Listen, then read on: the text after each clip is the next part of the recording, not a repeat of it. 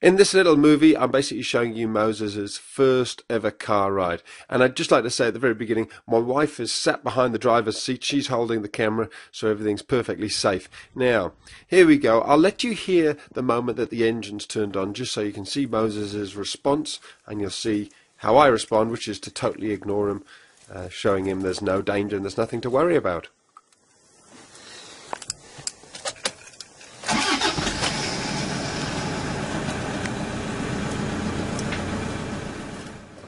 So there you go, that's the way you do it. You say absolutely nothing. You could see Moses hardly batted an eyelid, and me by me staying very calm and relaxed, you got the message there's nothing to worry about. Now here we are driving along, and dear Moses starts to climb on top of me. Key thing here, move him off without saying a single word. I think I have to do this maybe 10 or 20 times during the whole journey. And it's a crucial point. You don't get stressed and start shouting at your puppy, because then they'll pick up on your stress. They'll become stressed about the car journey. They'll be more excited and probably climb on top of you even more. However, there are a couple of tricks I've got up my sleeve. The first one is I've got a plan B, which is I would consider putting him down there in the footwell if he started getting really stressed and excited. That may work for you. Another option is that I've got a crate in the boot of the car, in the back of the car. There's a crate which I'm happy to put him in, put his bed in there, and that could well settle him down. It'll certainly be safer if he was climbing all on top of me, or you have a bigger dog. Also, if he gets really stressed and he's in the crate, you can put a blanket over the top. Very often that will calm your puppy or your dog down an awful lot as well. You can take the blanket off as they calm down, obviously, but to start with, taking away the visual sensory sense of all the stuff going past the windows can help them relax and calm down.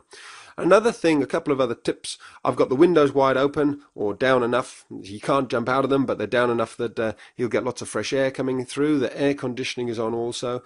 And I've made sure he's tired. He's had a good run before we put him in the car.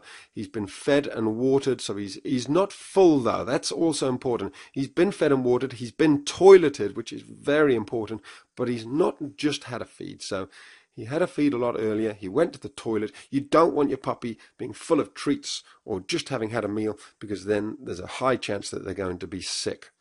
So another tip about taking a puppy out is maybe the first few journeys, just make it a 1 or 2 minute drive at the top of the road, take your puppy out onto the grass, let them have a run around, put them back in the car and bring them home. So they have a great association with getting in the car.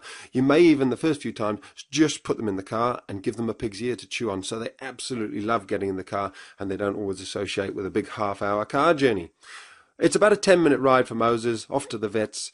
He's going to have his second set of vaccinations here, and again, here we are giving him a positive association with arriving at the vets. He's found his pig's ear, and it was interesting. Whoops, don't fall off there, Moses. It's interesting. The vet actually said to me that now he's had his second set of vaccinations, you can let him meet other puppies at puppy class. Make sure the dogs he meets are ones that you know are all up to date with their injections, and you can also take him out to safe places, low risk areas. So that does not include the dog park where there's pee and poo everywhere and there's all sorts of dogs have been there, but areas where there probably haven't been any dogs and seem very clean, then by all means you should be able to take him out there, walk him down the street, that sort of stuff, so long as there's not been lots and lots of dogs there making it high risk. It's a real balance between socializing your puppy and making sure they don't catch a disease.